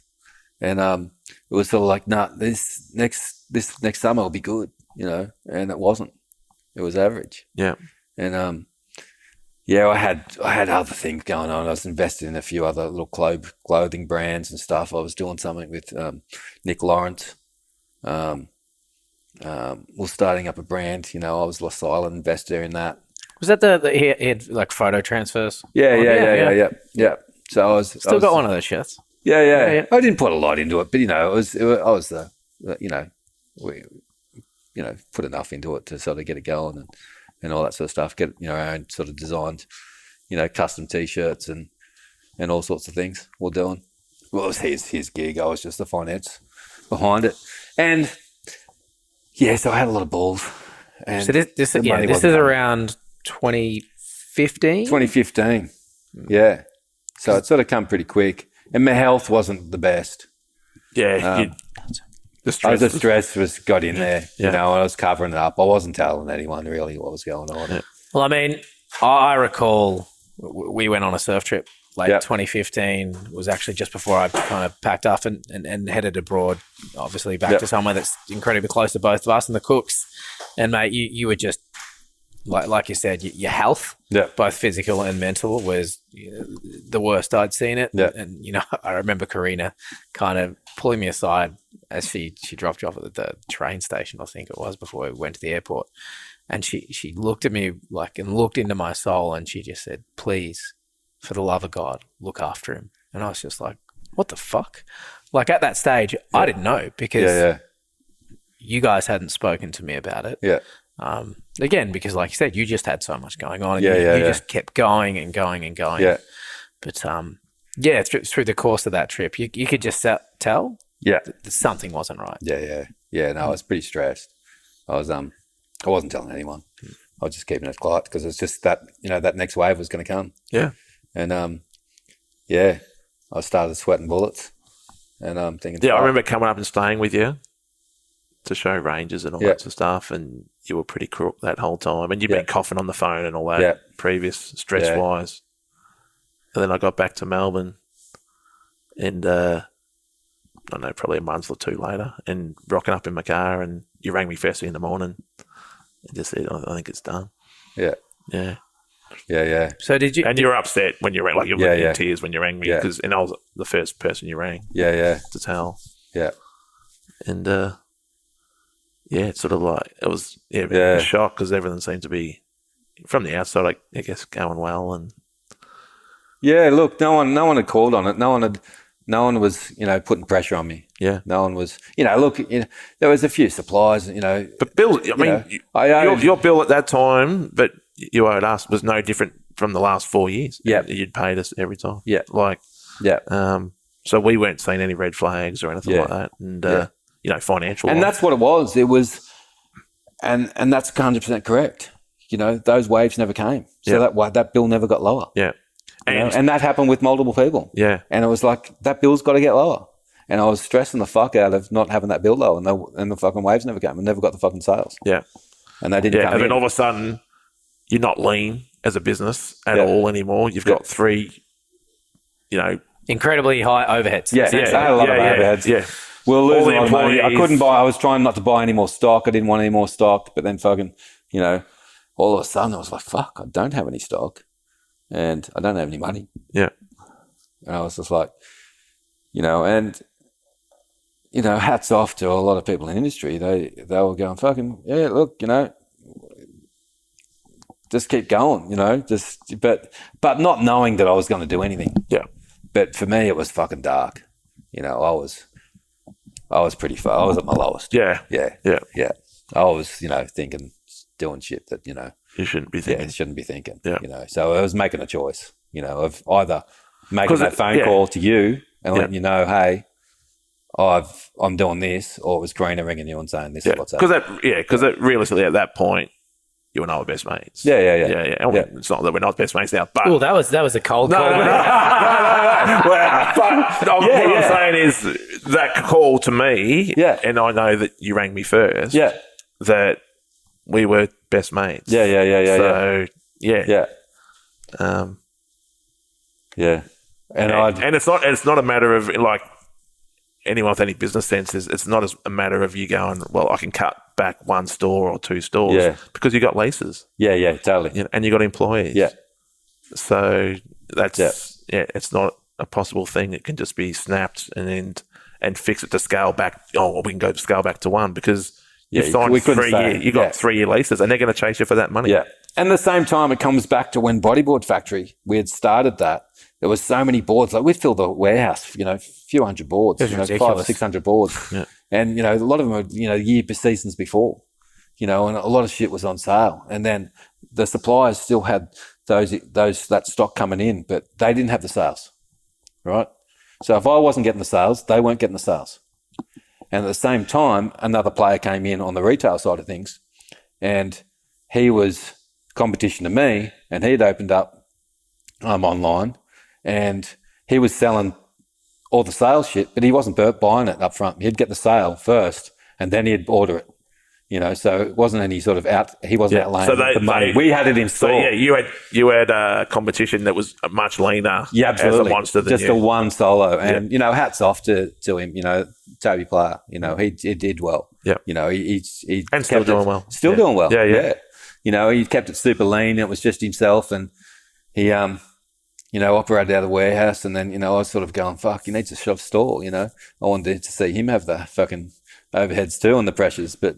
He opened the store and, he had himself, and I had a lot of staff and, had a family to feed and everything else. And, so he was flogging the boards and, trying to keep up with that, that was hard too. It was just another object, it definitely wasn't the cause, but it was another thing that just sealed the deal. Yeah. So, obviously it was quite an abrupt ending. What was the time frame from when you made that call to when it all ended? It came to the must have been about the 30th of September, I think, 2015. But about the 28th of September, I was wondering why I didn't get a birthday card that year. Other things on his mind. Yeah. Yeah, it was just before the long weekend, and we'd opened that same time, in 98. In 1998. Anyway, and I didn't want to. Anyway, look, I was at a dark place. I was fucking I was either making that phone call or, like I said, Karina was making the phone call, so it's no longer here. Yeah, and we're not trying to dismiss. Like you and I are friends, so I'm happy to talk about it pretty openly. We don't want to diminish. What's the word? Diminish. That's the word I'm looking for. We don't want to diminish. Diminish. Yes, that's the word. Any of your suppliers, any of your employees at the time, that was a hard time for everyone. And that's what rolled into, what was a big disruption, I guess, for the bodyboard industry in Australia. It's huge. Yeah. So, look, I should have spoken to people, and I didn't speak to anyone. I didn't. I could have spoken to you more. I could have spoken to, the likes of Julio more. And I sort of fucking, kept dangling that carrot financially as the fucking wave's going to come. I'm going to get, I'm going to get a boost. And, bodyboarding's, look at the same, like there's so many things. Here's another thing that came into bodyboarding. And it was a major thing that the world tour fucking fell apart. The Aussie riders weren't competing. Yeah. The online, the magazines had gone, there was so many different things, and, Riptide's trying to do things, and they were bringing out a couple mags a year. ABA started. You're on the board committee of that. Yeah. So I wanted to get, the year before that I'd sponsored the Eureka contest, over in I listened to Terry Fleming's podcast too on the Riptide thing with Lukey. And he gave you a massive shout out because of your support. You mean Terry McKenna? What did I say? Terry Fleming. Oh, shit. Terry McKenna. Tezza. Terry McKenna, legend. Tezza. Yeah. But he gave you a big shout out. Yeah, nice. On that as well as the biggest support. You and Julio. Obviously. Yeah, totally. We got behind, a lot of events, and a lot of people did, but yeah, we got a lot of. So we'd sunk money into that. Then the Aussie bodyboarders weren't traveling. They just weren't. Contracts were changing. There was distributorships were changing. So a lot of these riders were on 100 odd grand a year, and they were finishing. There was so much disruption there, and that reflected all the way down. Yeah. With bodyboarding.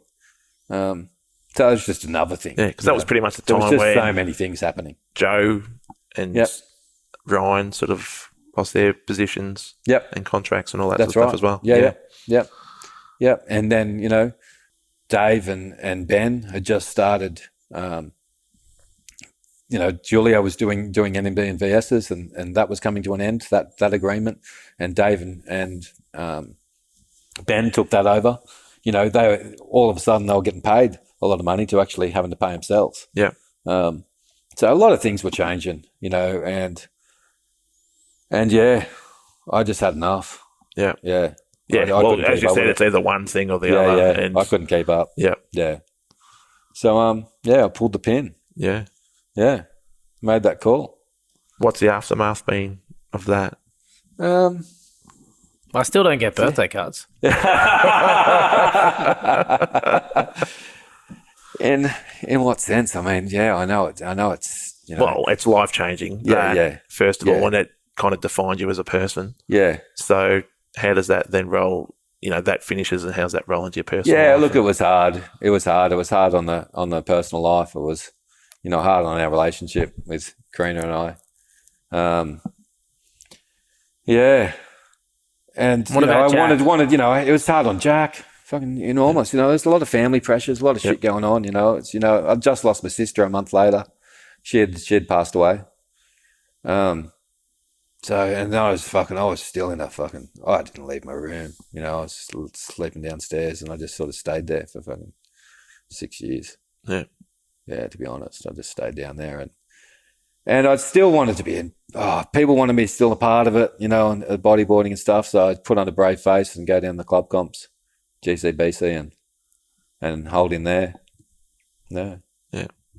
I've got to be honest. I think the saddest thing about it is you've taken up sup riding. Yeah, it's funny, That could have gone anyway then, I right? had this the whole time with BSC, you just had this ego of I couldn't touch anything else. I couldn't ride anything else. I just had to everyone had to see me with a bodyboard, and I had to fly that flag, and everything had to be bodyboarding. So when that released, but that's what made BSC Totally. as a business so unique. Yeah. It was untouchable. Yeah. And it represented everything that bodyboarding truly needed to represent. Yeah. Whereas, I don't know, I hate to say it, and this is credit to what you guys did. Yeah. But once you're out of the game, the dynamic changed completely. Yeah. It was kind of like all bets are off. Yeah. Let's just do whatever we can do to make a quick buck. Yeah. Yeah. I mean, I guess that's business, but it's also quite sad. Yeah, to look, see. a lot of people suffered, fuck. BSC going was fucking wiped out fucking, I had a lot of money, Shane lost a lot of money, Julio lost a lot of money. Mates lost money. Really good mates, fucking. But, those guys had to recoup their money. They just couldn't be, backing all the things that I was fucking putting my fucking hand up for to fucking make happen. They couldn't do that either. And, they had to get through. Otherwise, fucking, they could have fallen apart too. We sold a lot of shit. We sold millions and millions of dollars worth of shit over fucking, the lifespan of the business. Yeah. If you hadn't backed us, and people sort of ask me what's going on, why are we still friends? I asked him the same thing in the car ride down here today. No, I didn't. But if it wasn't for how hard you backed us, when no one else would, I'd still be in the bedroom packing t-shirts type of thing. Like that's where the business would have stayed. Yeah. And folded, at the same time, like Invert and all those guys kind of shut down. Yeah. Where you encouraged me to do other products and do other things and all that sort of stuff. And,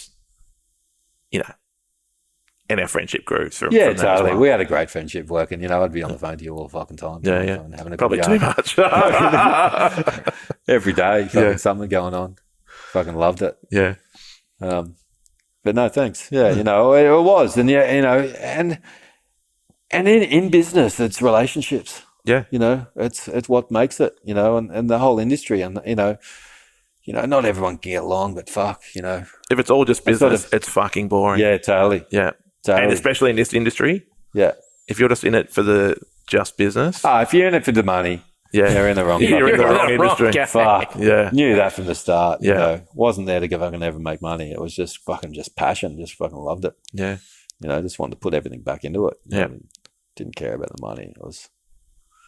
And how do you feel about it now? Yeah, I guess, more directly, where do you stand with bodyboarding? Like where? Yeah, look, in your life. I've got a new partner, Britt, Marie Ladley, Kennedy. She's just an absolute fucking frother. She wants to bodyboard fucking every day. Yeah, who's got more trophies? You or her, Mick? Titles. Yeah. She's got way more trophies. She got a fucking trophy room, man. Yeah. She just won her 8th state title? title in a row. How many national titles? I think 3 or 4. Yeah. Yeah, she's got a few titles. She had the first. She was the first woman. I think it was just Australia, but first woman bodyboarder to have a signature model with Rhea Pipo back in the day. And they was planning to sell a heap of boards of hers over in Japan, and flew her over to Japan and did stuff. So, I'd never sort of really met Britt, but back in the day, but she would be in the Port Club, and knew her. She was in the mags and all that sort of stuff, and we'd see her down at the team challenges and stuff, and her and Vicky and Amanda and stuff. But then when Karina and I'd parted ways, I'd known Britt. She was surfing in the club, and we'd sort of started hanging out, and she sort of kept that stoke alive. Sort of part in bodyboarding. Still I'm on the SUP a lot with her. I was on the SUP today, and she's on the Berg. First state of affairs. Yeah, mate. E-bikes, SUP. Yeah, now I'm dropping in on the SUP. You've got old mate. Well, the SUP thing is like, fuck, I've had so many people dropping in on me my whole life. You sort of feel fucking really empowered fucking standing on a SUP when you're paddling that. You took it too far. You went to state titles. Yeah, I did. I ended up on the podium on a SUP. Wow. In the Queensland state titles. So that's the cover shot for the biography, The Rise and Fall of Mick Parkhill. Yeah. Britt and I, doing our thing, and she's definitely keeps the thruff alive. And there's a couple of things I want to cover positive before we do that. Like, is there anything you feel you need to say or want to get off your chest in terms of all that? Look, I'm just sorry it happened to everyone, As I fucking let down a lot of people, and that hurts. It still hurts today. I think about it fucking constantly. Yeah. So I struggle with that. But one thing to remember, mate, is people make mistakes. Yeah. And even more so when it comes to business. But I think one thing that you'd be probably the first to admit is you've struggled to kind of realise that you still have so many friends that you've made through bodyboarding. Totally. Yeah, they're the ones that you guys, kept me fucking here. Well, mate, we've all made mistakes. Yeah.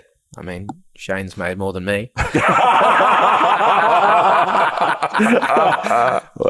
But mate, again, look, mate, I've made plenty. Made some in business ventures with you as well. But mate, again, you forgave me for my downfalls, and mate, that's a sign of so much respect. And mate, we all fuck up. Yeah. All right, just swing it back to the positive. Yeah. And something that's sort of due to you and due to a lot of other people, the old BSE team Yep. and the people that rode for you. Yep. There's a lot of people at that time. Yeah. Yeah. But I know it's something you're sort of proud of. We love the team. It was like a big family, you know. You either made it in the family or didn't. If we didn't get along, you're out the door. But to get in the door, wasn't an easy door either, and that sort of made it pretty good, you know. And I'd communicate with the riders, you know. Well, you just had some good programs, Yeah. you know, installed in the business. Yeah. And I'm surprised those kind of initiatives aren't used, you know, in current day business within the bodyboarding industry. Yeah. Well, those people, all those riders as well, like, if it wasn't for you, they wouldn't have got the contracts. Yeah. No, we pushed a lot of contracts, you know. It was funny, you know, like the main one is, it comes to mind is Dave, when he was riding for Custom X, and he was over in Hawaii, and before he went, you know, Manta were talking to him, and Julia was talking to him about VS or NMD. NMD first. NMD first, Yep. yeah, NMD, and yeah, that sort of started like a 50 grand fucking offer from Manta. And just snowboard to pretty much doubled with NMD. With NMD. Yep. And for reference, this is per year. Right? Yeah, this is per year. This is per year. So this is Dave's, you know, telling me stuff, and Stuart from Mana talking to me, and Julio talking to me, and me just, you know, Dave would say, hey, look, you know, they've said 60 grand, and if, you know, Julia would ring, I'd just say, yeah, fuck, they've offered him fucking 80 grand. Yeah. Yeah. And, that's how the game of negotiation works. Pumped it up. And yeah. But it was, you know, that Hawaii season always was the crunch time and for everyone, because the Rangers were coming out, you know, everyone wanted to produce their Rangers, you know, in April. Was it about April, May? Well, usually everyone releases in April, sort of May, but it's probably January. So the for artwork and stuff, Hawaii. they'd want to, you know, because again, going back to, you know, your covers and all that sort of stuff, that go on your boards, you know, it'd be a fresh Hawaiian shot or some sort of shot, you know. So they wanted them on a board or something, or they'd be photoshopping the logo or doing something. Maybe if it was a new contract, and Dave had done that one, but yeah, we worked it with everyone, you know. You know, new supplier would come in and they'd have to sponsor someone. Yeah. You know, they'd have to be a part of it somehow. Yeah. You know, whether it was one of our riders or just freaking sponsor someone else that was. And that was one of the learning curves that I learnt as well. Yeah. Like, well, who are you sponsoring? Yeah. How's it? And you're like, oh, I didn't even consider sponsoring riders, let alone, you know. Yeah. We wanted to make sure every supplier we had, you know, was doing something. Was giving back. Was giving back in some way, you know, giving, you know, some grumming a leg up, or, you know, some pro fucking enough to feed his family. Yeah. You know, in some way. However it was, we just sort of pushed that. Yeah. Other thing I wanted to mention about, because I know it's one of those little things for you, meeting Tom Morey. Yeah. Tom. Yeah, that was funny. That was over in the late Tom Morey. The late Tom Morey. Yeah. He I'd met him with Mike Stewart over at Mike, and I had become friends, and it was funny, you know. I'd be sitting at home and my Skype would go off, and it would be Mike calling me, asking, you know, about the industry and different bits and pieces, and I'd always be shaking, and fucking God's calling me. God's calling God. Yeah, God. God's calling the Godfather. Yeah. No, so have those conversations. But anyway, met up with Mike over in the LA at the trade show, the surfing trade show they'd do over there, and on one of those trips, picking up stock, and Tom Morey was there, and we sat down and had something to eat at one of the cafes there, and you know, I was stoked to meet him, and I've gone, you know, just stoked to meet you, Tom. Went to shook his hand. He's going, don't call me Tom. I'm known as Why. Why have more when you can have, what was it? It was something like this. Like a philosophical philosophical answer. I was just like, what the fuck? It just sounded like he was off his head in mushies. Just say, can I have one? It's for the glaucoma. But yeah, the whole time I was just, you know, and I'm sitting there thinking, you know, Mike's on one side, I've got Tom on the other way, and there's me, and I'm just going, this is nuts. You know, how did I end up here? You know, from this guy that started a little club at Ballina, sitting in, California, at a surf trade show with Mike Stewart and Tom Moray. Yeah, it was a spin out. Yeah. Well, usually we'll start winding up, but usually at this time we start asking quick fire question round. This I don't feel appropriate after this one. However, I want to go to one question, which is favourite board, because you have a board framed you've had a board framed for a long time in your house, and I just want to have a chat about that. Yep. So give us an idea. So I've got this board that Tom shaped back in I think it would have been 1973. Was one of his first, 1972. Legitimate prototype. It's legitimate prototype. Yep. Yeah. Before they went into any type of production. So it's just this big white block of foam. Yeah. And it has a rusty old moray, that he'd made out of a cone hanger. Stamp. A stamp. Moray and running riding sort of stuff type thing. And it heated up and, push the burn mark into the block of foam. And, I've got one of those. So there was a few running around. But I've got one of those and I framed it up and I'd had it as a centerpiece in the shop. Is that your favourite board though, or it's not a favourite board? No. But it's sentimental. Yeah, it's sentimental. Yeah, it's going up for sale real soon. So. Oh, really? Okie dokes. So if you're interested, folks, submit all. Just contact the Closeout Podcast. Our sales commission fee is 5%. I mean, what are you riding now, mate? So right now I'm riding a VS. No, I'm not. Sorry, take that back. I'm riding an old Moray. Yep. Yeah, I've picked out. I've got, I sold off a heap of boards. I had hundreds of the things, but I've still got a few old favourites. I've got a series of old Morays and stuff that I like. I don't really have a particular one, but I'm riding a Moray at the moment. Yeah, amazingly. I took actually a real. Did I take the real old one down to the wave pool? To the pool. Yeah. And tell us how that rode.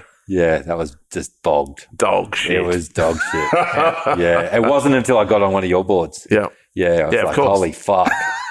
Yeah, I took off. But I was sitting fucking too deep behind the foam ball a lot on that thing. It just had no speed. And it was just flex gutless. Yeah. I remember watching you. Just going, wow. I actually did a PE board test at the pool 2 weeks ago.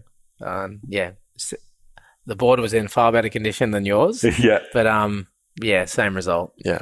I kind of just thought coming into winter, that cold water. Yeah, bit more flex. And, don't get me wrong, the flex was good, but wow. Yeah, needs stiff. Needs some guts. Yeah. Do we want to hit him with a couple of quick fires? Go for it. I think he's been through enough. Go on. Oh, mate, they're a good way to end a potty. Mate, favourite band? Favourite band? Fuck. They're not a band. No. Oh, look, I'm open for a lot of music. Yep. Yeah, I don't have a favourite. I can't think of it. Favourite type of music? Rock. Yep. Favourite film? Bodyboarding? Nah. No, just film. Fuck, favourite film. Titanic seems to be a popular response amongst our guests. Shawshank Redemption's also the AFL's pretty good. Film. Silence the Lambs. Yeah. Yeah. You're elected type. Oh no. Hello, Clarice. Favourite car? Favourite car? My van. The new van, the current van. I just love any vans, but the one I got, love it. Yeah, you fitted it all out. Yeah, that was a COVID project. Yeah. Decked it all out. Yeah. Did your own electrical work? Did my own electrical works. That's why it's fucking... Yeah, the lights are on all the time. Favourite TV show? Favourite TV show? Underbelly.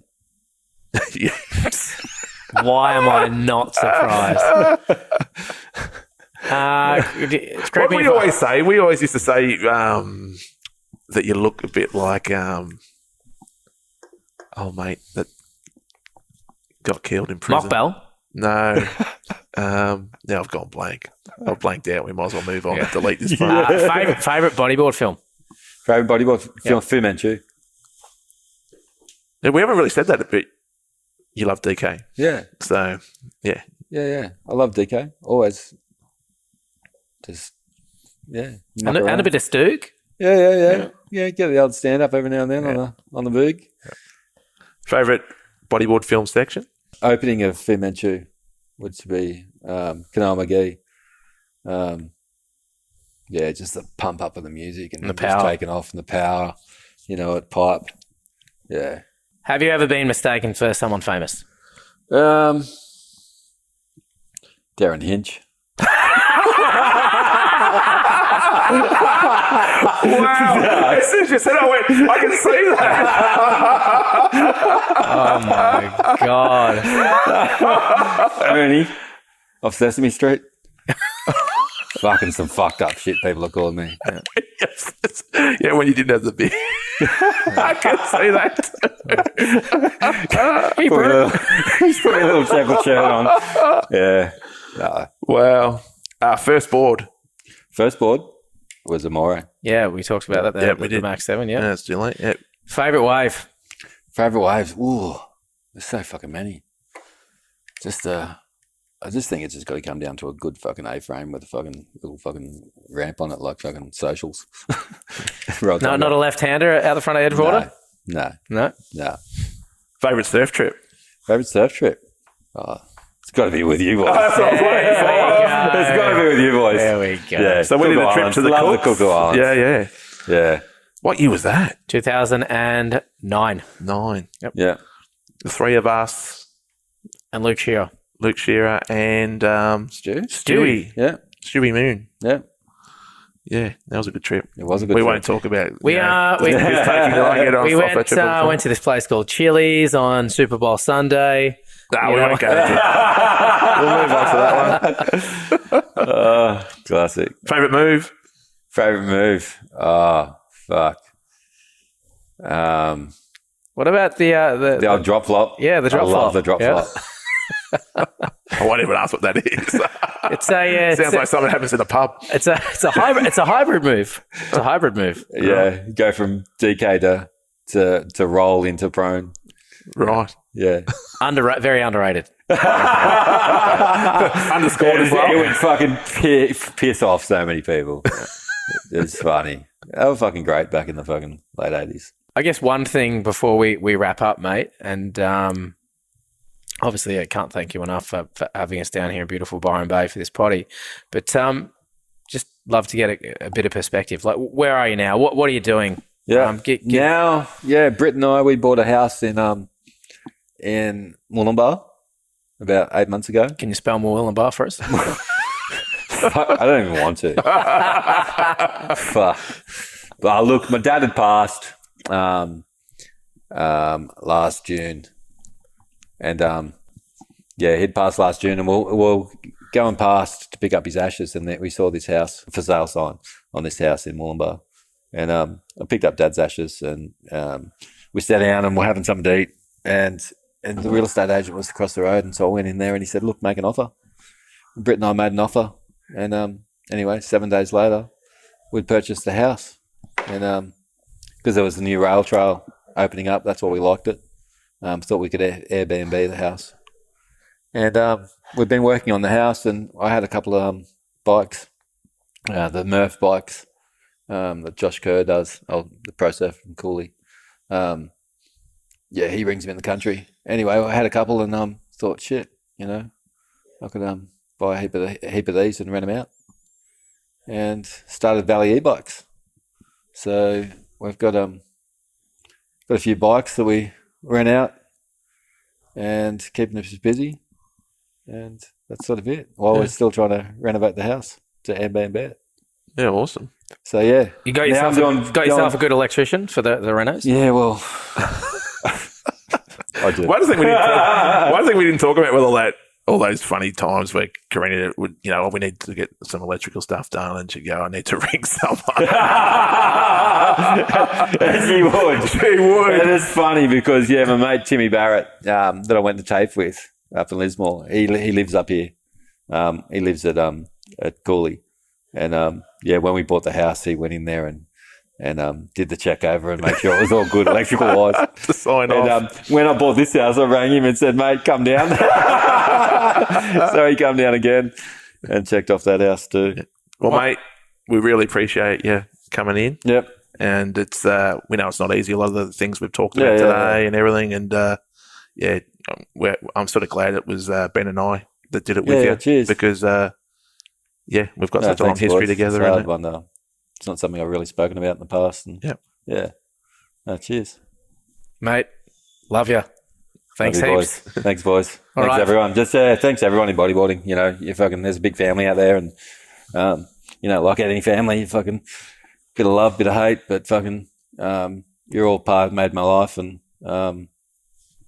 fucking just want to thank everyone out there and that's in bodyboarding, has been, was in it, is in it, and everyone that wants to get into it, fucking get into it. And, it's a fucking great sport. Yeah. Well, like we said earlier, mate, we wouldn't be here if it wasn't for you. So thank you once again. In closing, that wraps things up for this episode of the Closeout Bodyboarding Podcast. Thank you to Sammy Watson and Michael Jennings for production and editing, and to everyone else that supports the potty. Tune in next and Brett episode. Kennedy for having us. Yeah, thanks, Brett. So tune in next time for another great podcast. Cheers. Perfect.